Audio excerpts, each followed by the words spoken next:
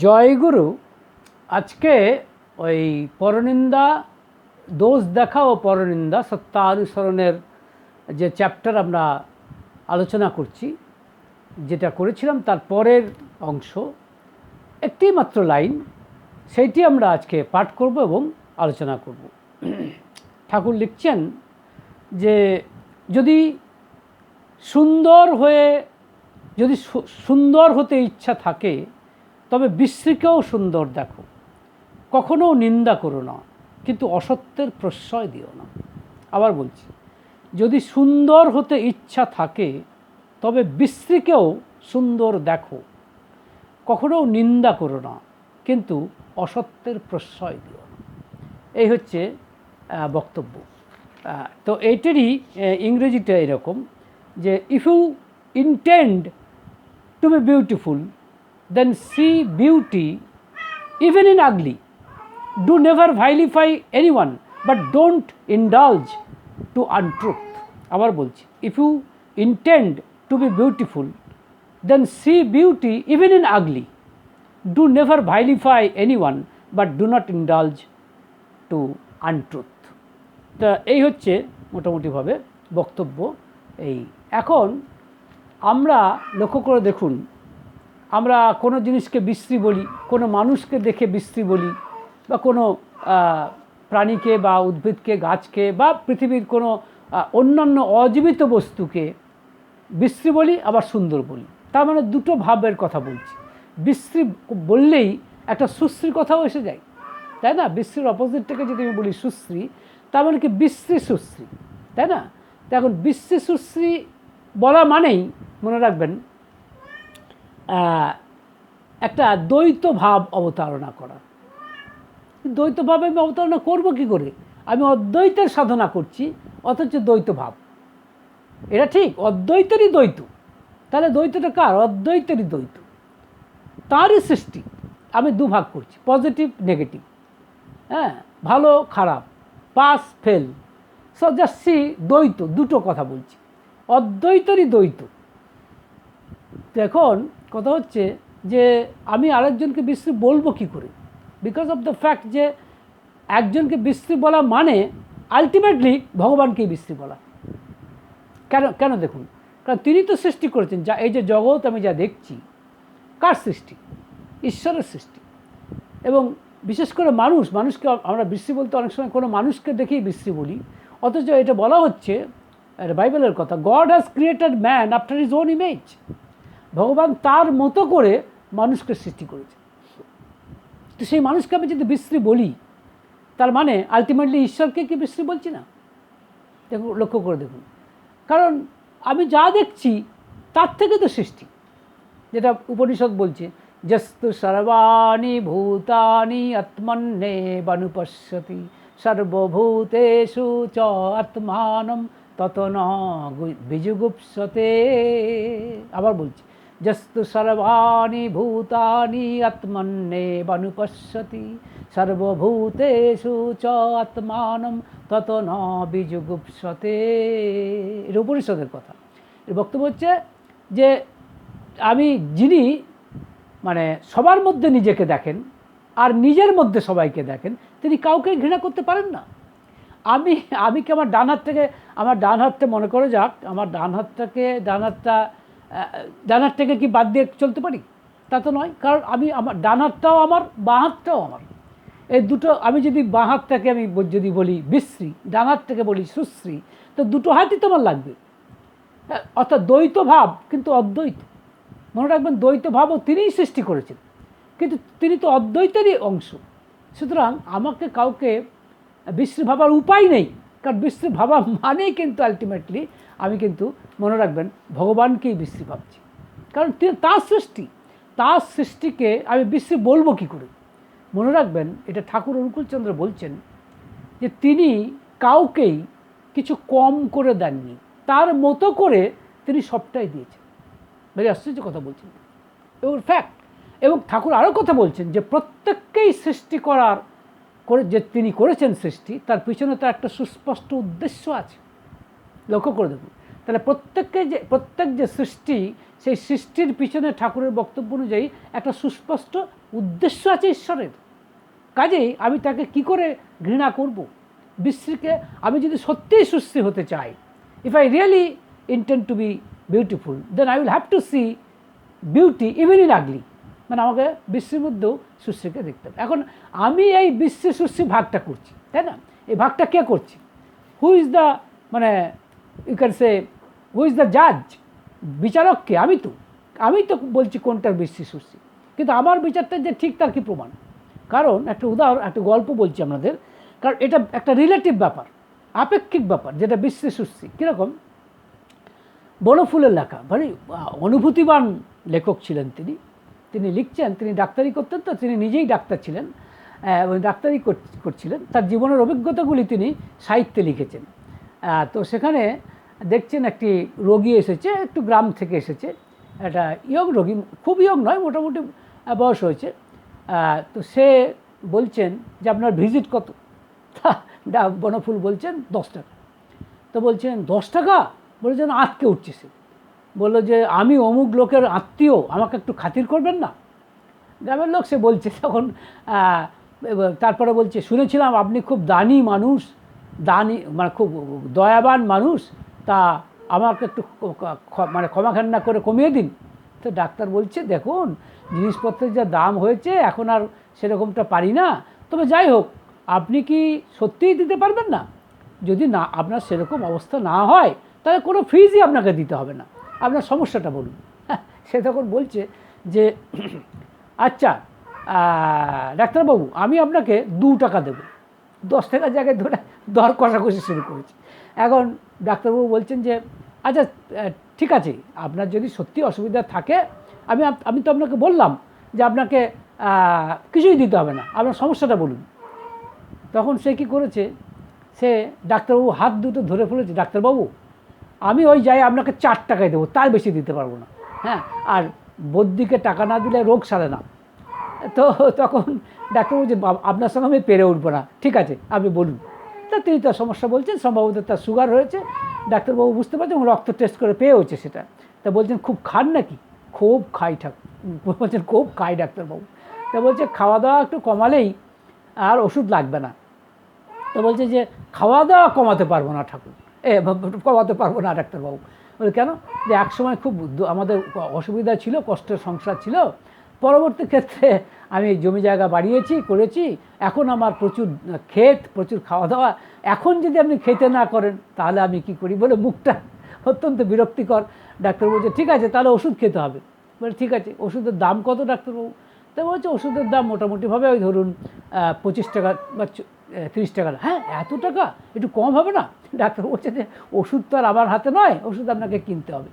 তো যাই হোক অগত্যা সেটাই কিনতে হলো। এখন এইটা যখন ঘটছিল, একটি বৃদ্ধা মা, প্রায় সেই অর্থে আমরা যাকে বিশ্রী বলি, রোগের কারণেও তিনি বিশ্রী হয়ে পড়েছেন, হ্যাঁ, তিনি বসেছিলেন অনেকক্ষণ ধরে। তো কিন্তু এই লোকটি, এই ভদ্রলোক কিন্তু মাঝে মাঝেই তার দিকে তাকাচ্ছিলেন। কেন তাকাচ্ছিলেন বোঝা যাচ্ছিল না। তো তার কাজ হয়ে গেছে, তার কাজ হওয়া সত্ত্বেও তিনি কিন্তু বসে আছেন, এক এক করে রোগী দেখছেন। সবশেষে সেই বৃদ্ধাটি এসেছে। বৃদ্ধাকে ডেকে ডাক্তারবাবু বললেন মা, মানে বুঝতে পারলেন যে তার টিবি হয়েছে এবং ওই বৃদ্ধাটির সেই ক্ষমতা নেই। বলে তোমার যা রোগ হয়েছে মা, তো প্রচুর খরচ। তখনই মাটি বলছেন, মাটির হাতের থেকে একটি বালা, সোনার বালা মানে ডাক্তারবাবুকে দিয়ে বলছেন ডাক্তারবাবু এই আমার আছে, আর কিছু নেই, এটা দিয়ে আমার চিকিৎসা করুন। তো ডাক্তারবাবু কী করবেন, এটা রেখেছে টেবিলে। তো ওই লোকটি দেখে বলছে ডাক্তারবাবু ওতে কিন্তু গালা আছে, ও সোনা বেশি নেই, ওর দাম বেশি হবে না, বলে একটা দাম হেঁকে দিল, অতি সামান্য। তো ডাক্তার বলছে সোনা টোনা নিয়ে কি করব? তো এনিওয়ে, তো তুমি এক কাজ করো মা, তুমি হাসপাতালে যাও। তখন সে লোকটি বলছে হাসপাতালে গেলে কিন্তু ও মারা যাবে, হাসপাতালে কোনো চিকিৎসা হয় না, এরকম বলছে। তখন ডাক্তারবাবু বলছে কী করবো? ঠিক আছে তুমি বসো, আমার স্যাম্পল ফাইল আছে, সেটা ভাবছেন কিছু দেবেন আর কি। তারপরে সেই লোকটি বলছে ডাক্তারবাবু নাকি, আচ্ছা ওর রোগ ভালো করতে কত টাকা লাগবে? ডাক্তারবাবু বলছেন কেন? বলে আমি জানতে চাইছি। বলে তা ভালো হবে? প্রথমে জিজ্ঞেস ভালো হবে? বলে হ্যাঁ ভালো হবে। কত টাকা লাগবে? তা প্রায় 300 টাকার মতো লাগবে।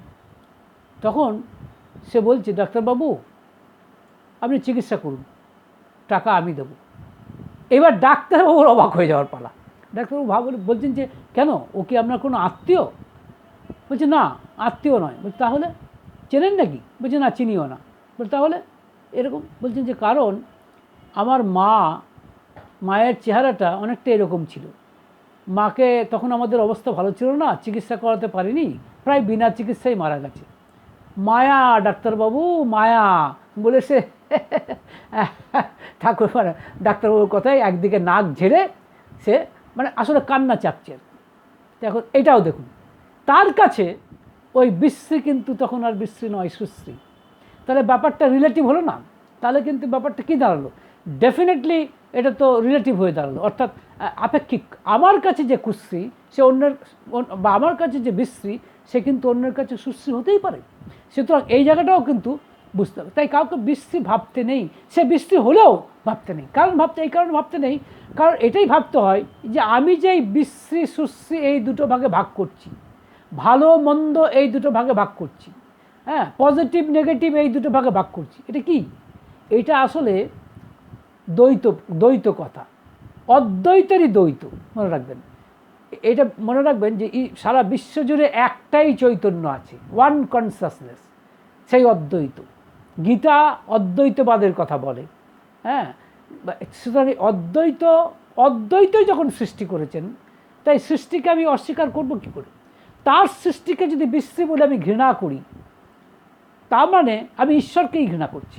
বোঝার চেষ্টা করুন, কারণ তার সৃষ্টি।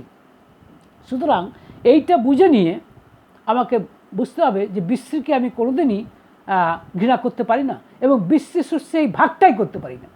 রবীন্দ্রনাথের যে কথা আছে দেখবেন, বাসব দত্তা, তার সম্পর্কে লেখা হচ্ছে যে যখন সে যৌবন মদে মত্ত, তখন সে বিশাল সুন্দর চেহারা, মুক্তমুখ, তখন কিন্তু তার এই কবির প্রতি মানে লেখা হচ্ছে যেভাবে, তার প্রতি ছিল না। পরবর্তী ক্ষেত্রে সে যখন রোগগ্রস্ত, কুৎসিত হয়ে গেছে, তখন যখন এসেছে, তখন তিনি বলছেন, তখন তাকে তিনি অভ্যর্থনা করছেন, আজ তুমি এসেছো বাসব দত্তা, তখন তিনি তাকে এমব্রাস করছেন। তার মানে এই নয় যে কুৎসিতকে এমব্রাস করতে হবে, কিন্তু কথা হচ্ছে সবার মধ্যে ঈশ্বরকে দেখতে হবে। You will have to see God in each and every sentient beings.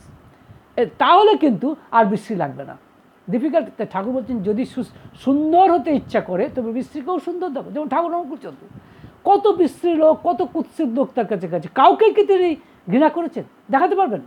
তিনি অতি একদিন যেমন একটা ঘটনার কথা আমি বলছি, পাবনা হিমায়তপুরে সে একটি মুসলমান, তা সে একটা বাড়ি মানে গোয়াল ঘরে আগুন লেগেছিল, সে একটি গরুকে বাঁচিয়েছিল।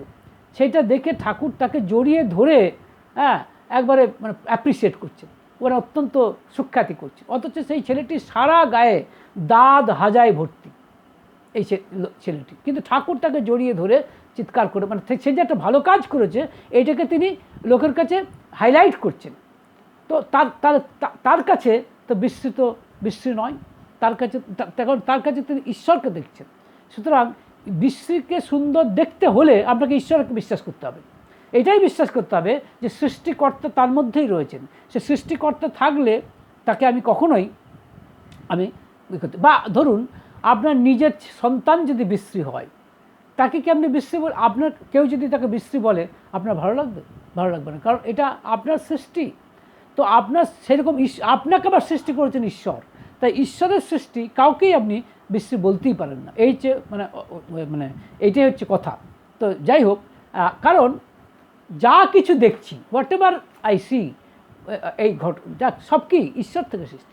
এটা কোথায় দেখতে পাচ্ছি আমরা? বিশ্বরূপ, যেখানে ভগবদ গীতার 11 অধ্যায়ের 15 নম্বর শ্লোকে যখন আমরা অর্জুন দেখতে পাচ্ছে আমাদের শ্রীকৃষ্ণের ক্ষেত্রে, মানে তার দেহে বিশ্বরূপ দেখছে। কী দেখছি? তিনি দেখছেন সমস্ত দেবতাদেরকে দেখছেন, তার দেহে সমস্ত দেবতাদেরকে দেখছেন, এবং সমস্ত ভূত বিশেষ মানে এই যে আকাশ বাতাস, গাছপালা, পিঁপড়ে, মানুষ, সবাইকে দেখছেন, পাহাড় পর্বত সব কিছুকে দেখছেন তার মধ্যে, এবং ব্রহ্মাকে দেখছেন, মানে যিনি সৃষ্টিকর্তা তাকে দেখছেন, হ্যাঁ। তারপর যিনি কমলাসনে বসে আছেন। আবার ঈশম কথাটার অন্যত্র কথা একটি, যেমন জয়দয়াল গোয়েঙ্কা তার বইতে ঈশম কথাটা মানে মহাদেবকে দেখছেন, ব্রহ্মাকে দেখছেন তার মধ্যেই, এবং সমস্ত ঋষিদেরকে দেখছেন, স্বর্গীয় সাপদেরকে দেখছেন, এগুলো দেখতে পাচ্ছেন। তার মানে সব কিছু তার থেকেই সৃষ্টি, তিনিই সৃষ্টি করেছেন। সেই শ্লোকটি বলতেও আমার ভারী ইচ্ছে করছে, একাদশ অধ্যায়ের 15 নম্বর শ্লোক, যেখানে অর্জুন দেখছে ভগবান শ্রীকৃষ্ণের দেহে, পশ্যামি দেবান তব দেব দেহে সর্বান তথা ভূত বিশেষ সংঘান ব্রহ্মাণম ঈশম কমলাসনস্থম ঋষিংশ্চ সর্বান উর্গান চ দিব্যান। আপনারা বোধহয় একটা আওয়াজ শুনছেন, সেটা আবার বিড়ালের আওয়াজ। বিড়ালটি মানে খাঁচার মধ্যে আপাতত রাখা হয়েছে, সেই জন্য সে এটাকে সহ্য করতে পারছে না, আওয়াজ করছে। এই আওয়াজটাও আপনাদের কাছে বিশ্রী মনে হতে পারে, কিন্তু এই বিড়াল ছানা সেটাও তো ঈশ্বরের সৃষ্টি। তাকেও ভালোবাসুন, তার আওয়াজটাকেও ভালোবাসার চেষ্টা করুন। Difficult, I understand, very difficult, but try করুন। এই আওয়াজ তো সেই আদি বাক থেকে সৃষ্টি হয়েছে। যদি সেই প্রথম সর্বানুস্যুত বা ব্যাপ্ত হয়ে প্রথম বাক, বুঝলেন? ভগবান রবীন্দ্রনাথ তার ইয়েতে লিখেছেন যে হ্যাঁ, সেই প্রথম বাক, মানে সেই আদি প্রথম বাক, এরকম একটি গান তার লেখা আছে, ভারী চমৎকার কথা। সেই আদি শব্দেরই তো যত শব্দ, তারই তো পারমুটেশন অ্যান্ড কম্বিনেশন, তারই তো বিন্যাস এবং সমবায়। সুতরাং এইটা বুঝতে হবে। তাহলে যাই হোক, এই যে একাদশ অধ্যায়ের 15 নম্বর শ্লোক, যেখানে ভগবান শ্রীকৃষ্ণ বলছেন, ভগবান শ্রীকৃষ্ণকে দেখছেন, ভগবান শ্রীকৃষ্ণের গায়ে কি দেখছেন? পশ্যামি দেখছেন দেবান তব দেব দেহে সর্বান তথা ভূত বিশেষ সংঘান ব্রহ্মাণম ঈশম কমলাসনস্থম ঋষংশ্চ সর্বান উর্গান চ দিব্যান। এর অর্থটা মোটামুটিভাবে এরকম যে ভগবান শ্রীকৃষ্ণ বলতে চাইছেন যে ভগবান শ্রীকৃষ্ণের মধ্যে অর্জুন দেখতে পাচ্ছেন। সে অর্জুন বলছেন এই কথায় যে, ও god, I see in your body all the goddess, as also see host of various classes of beings. সব কিছুকে আমি দেখতে পাচ্ছি। শুধু তাই নয়, besides this, Brahma, the ruler, sitting on a lotus seat, and all the heavenly serpents and sages. তাহলে আমি সব কিছু কি বলছেন? ও god, I see in your body all the gods. All the gods, as also host of various classes of beings. That means bhuta vishesha sanghan, all classes of beings, starting from non-living entities to all the living entities. And Brahma, the ruler, sitting on a lotus seat, তাকে দেখতে পাচ্ছি, as also the heavenly serpents and sages, all the, that means I see everything, whatever, all the existence that I know, that I can perceive, that I can even imagine, I see everything within your body. So how এটা যদি সত্যি হয়, বোঝার চেষ্টা করুন, how can I hate anyone? আমি কাকে ঘৃণা করব? আমি কাউকে ঘৃণা করতে পারবো না, কারণ সব তো তার থেকে সৃষ্টি হচ্ছে, এইটা বুঝতে হবে। এবং কাউকে নিন্দা করতে নেই। আবার বললাম, নিন্দা করতে নেই। আবার কোনো লোকের দোষ আছে, দোষ তো থাকবেই, অনেকেই দোষ। কেউ কি 100% 100% দোষহীন? একমাত্র ঈশ্বর ছাড়া কেউ নেই। Only God is 100% perfect, none is 100% perfect. Somehow are another we are imperfect. Imperfect বলেই তো পারফেক্টের স্মরণ নিচ্ছি। আমার দোষ আছে বলেই তো তার স্মরণ নিচ্ছি, যাতে আমার দোষ কেটে যায়। আমার যদি কোনো দোষই না থাকতো, তাহলে সম্ভবত ঈশ্বরের স্মরণ নিতে হতো না। আমার কিছু দোষ আছেই, সেই জন্যই আমি দেহ নিয়ে জন্মেছি।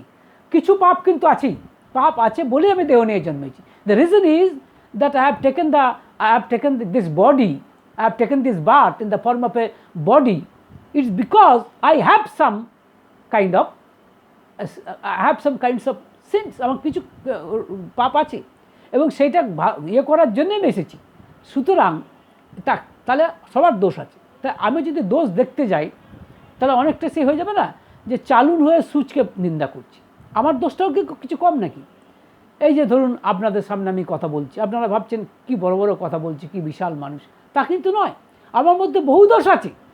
ভারী চমৎকার করে শীর্ষেন্দু মুখোপাধ্যায়, প্রখ্যাত কথা সাহিত্যিক, যখন ঠাকুর অনুকূলচন্দ্রের কাছে গিয়েছিলেন ঠাকুরকে দেখছেন, ঠাকুরের চেহারা, ঠাকুরের ওই নয়নকে, দুটি নয়নকে তার এত ভালো লাগছে, যেন একটা আশ্চর্য কোমলতার স্পর্শ যেন তার গায়ে আসছে। অ্যাট দ্য সেম টাইম তার একটা কোথাও ভয় হচ্ছে। তিনি বলছেন ঠাকুর যেন আমার সবটা দেখে ফেলছে, কারণ আমি সবটাই তো ভালো পারফেক্ট, শুধু তাই নয়, মানে আমরাও তো এভরিওয়ান, সবার মধ্যে ইমপারফেক্টনেস, ওই যে দেখে ফেলা কেউ ইটস ভেরি ডিফিকাল্ট। সব কিছু যদি ওপেন হয়ে যায়, আমরা তো ওপেন বুক নয়, ঠাকুর অনুকূলচন্দ্র ছিলেন ওপেন বুক, তার তার সবটাই ওপেন। আমরা সবটা ওপেন নই কেন? Because we have some sense, আমাদের কিছু আছে, মানে পাপ আছে, তো কী করবো, আছে তখন করার কিছু নেই।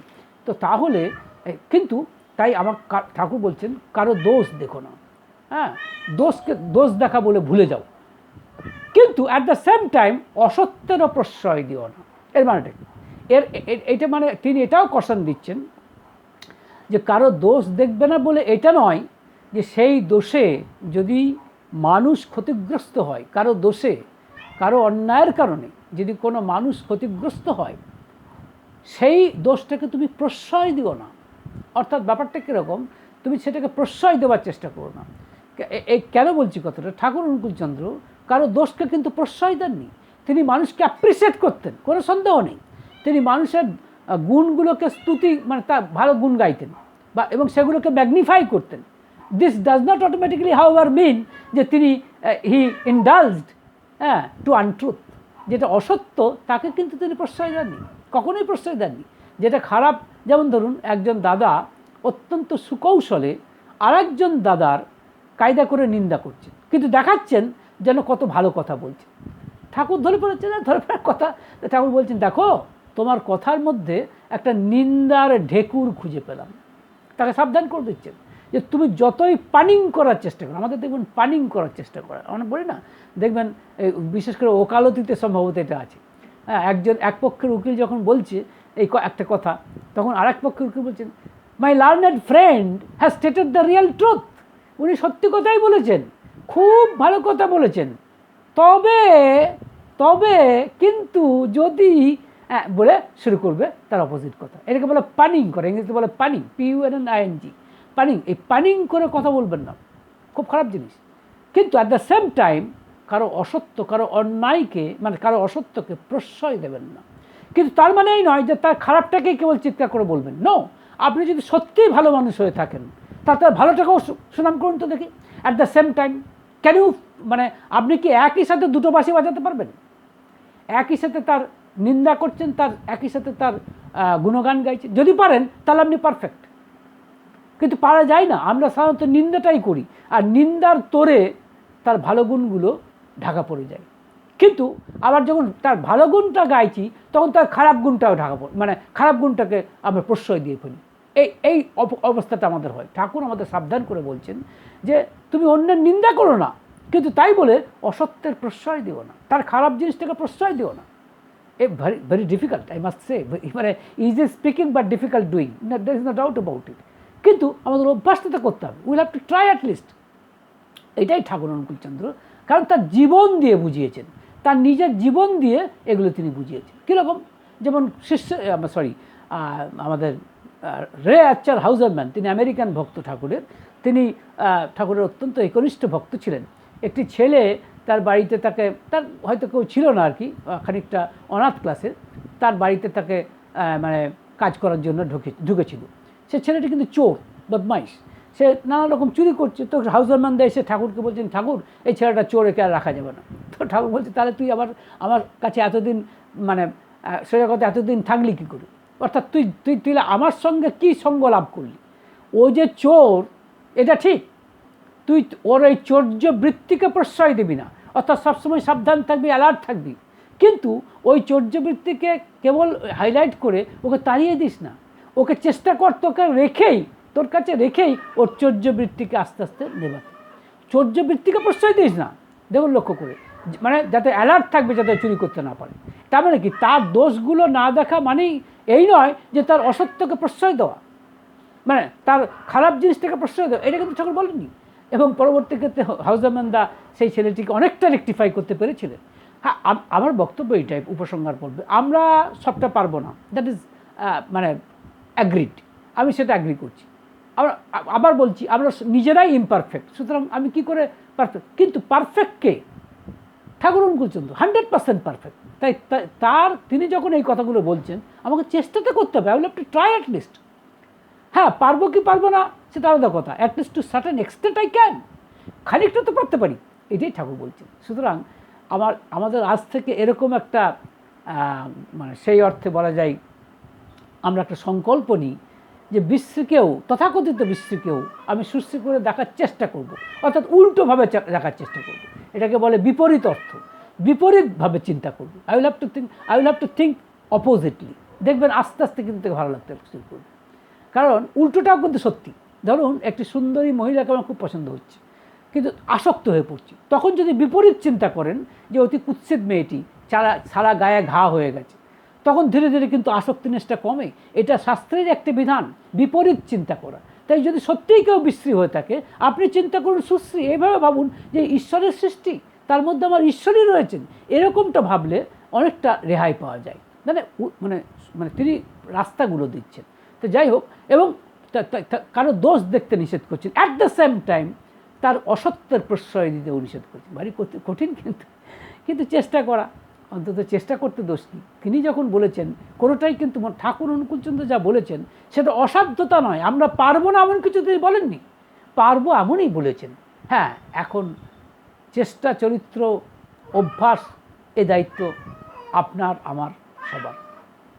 অর্থাৎ জয়।